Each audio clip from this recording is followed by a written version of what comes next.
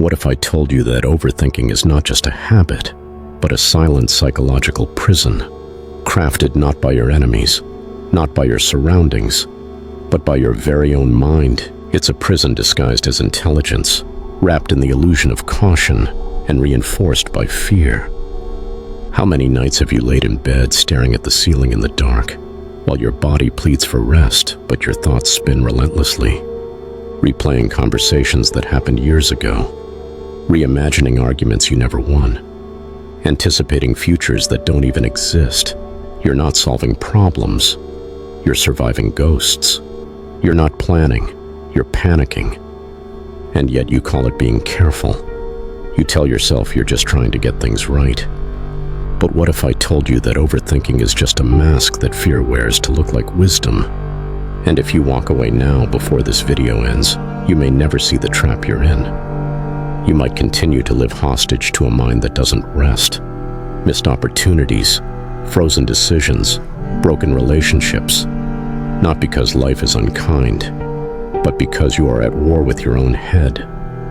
But if you stay, I can promise you this. By the end of this video, you'll not only recognize the 5 deep-rooted signs that you are an overthinker, but you'll begin to see why overthinking is a symptom of a much deeper psychological story carved inside your soul. We'll talk about the hidden archetype of the overthinker, one Carl Jung hinted at but never named directly. We'll dive into a 3-step inner work process derived from Jung's depth psychology, a method that, if applied, can help you reclaim the stillness of your inner world. If you listen closely, you won't just understand your mind better. You'll take the first step toward freeing it. Let me tell you something uncomfortable but true. Overthinking is not just overanalyzing decisions. It's emotional resistance. It's the armor we use to avoid pain. In fact, overthinking is often trauma camouflaged as logic. It starts early, often in childhood. Maybe you grew up in an unpredictable home. Maybe you were shamed for making mistakes. Maybe someone you loved betrayed you.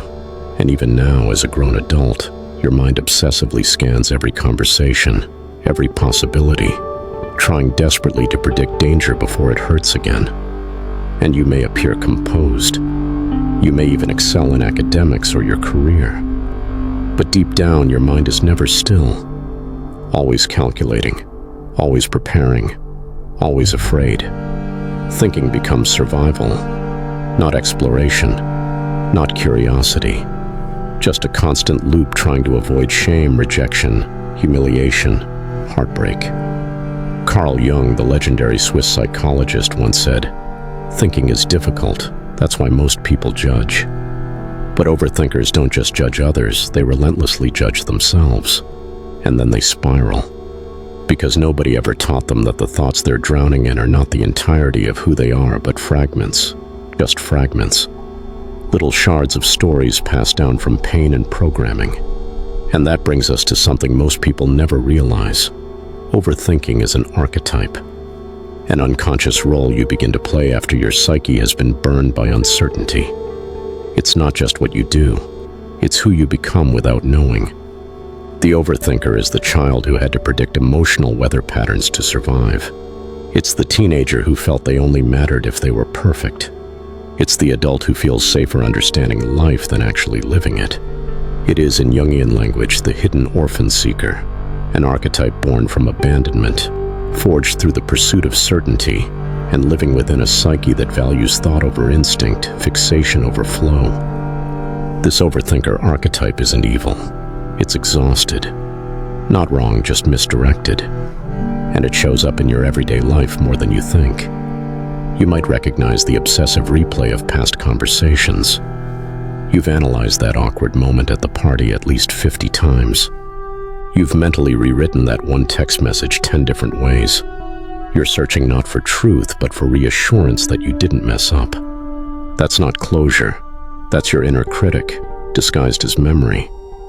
Every time your brain replays the past, what it's really doing is looking for the lost version of you who wasn't scared, who wasn't inadequate, who might have made a better move. And then there's the indecision. Simple choices suddenly feel like life and death dilemmas.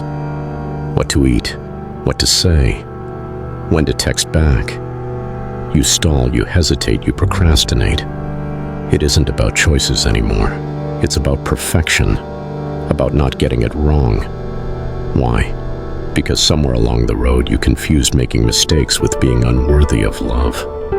And isn't it strange how you can feel safer inside possibilities than actual reality?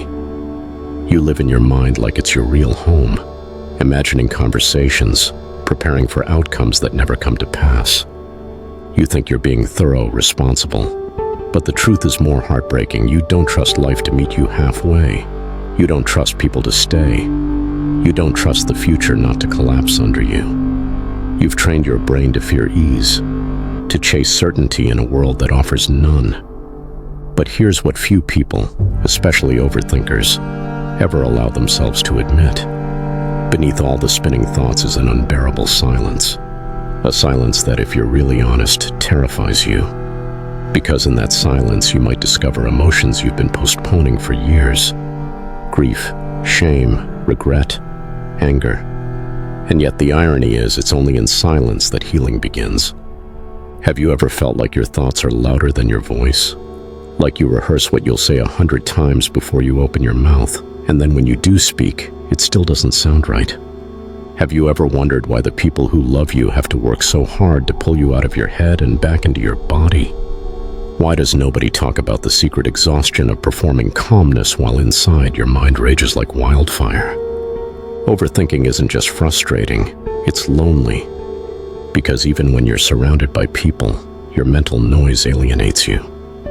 And eventually you write your life in hypotheticals instead of truth. So how do we stop? How do we go from mental lockdown to mental freedom? Jung, unlike modern quick-fix gurus, never told people to just think positive or calm down.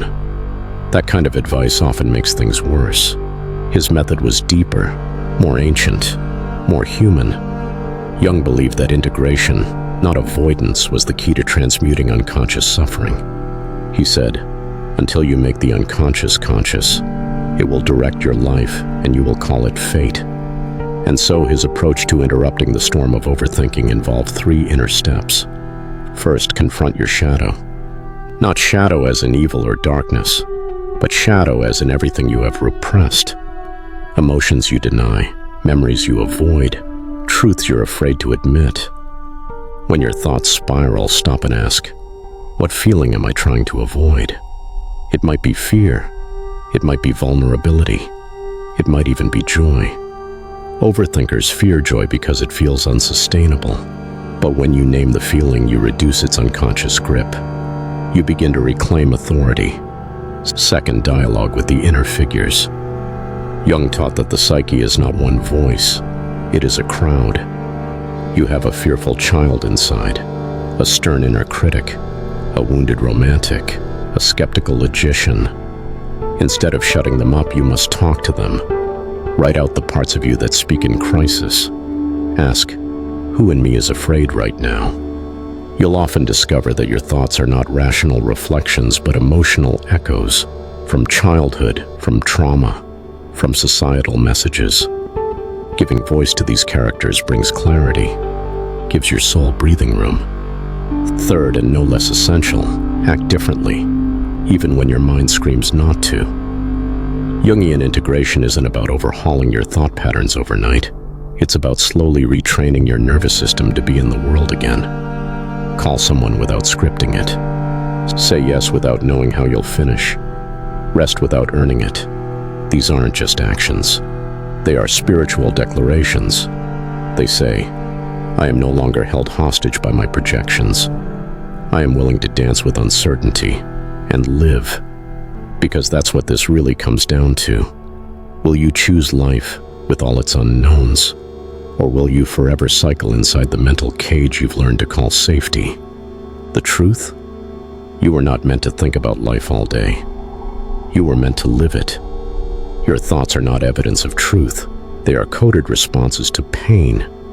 Learn to decode them. Your thoughts are not you. They're fragments, smoke, echoes. You are the sky they pass through, the observer. And if you can remember this, in the height of your next spiral, you will have already changed something fundamental. You will no longer be the storm. You will be its witness. If you've made it this far, I want to know who truly understood the message. Leave the phrase "clarity begins where overthinking ends" in the comments, and let's see how many of you really grasp what it means to rise above the chaos of your thoughts and reclaim your mind.